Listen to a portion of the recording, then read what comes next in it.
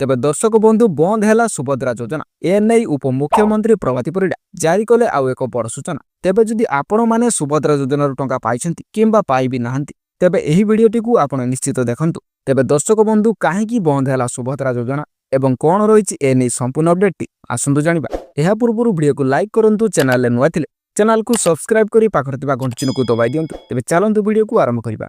तेबे सरिला सुभद्रा आवेदन समय मार्च 31 तारिख थिला सुभद्रा योजना आवेदन शेष तारिख।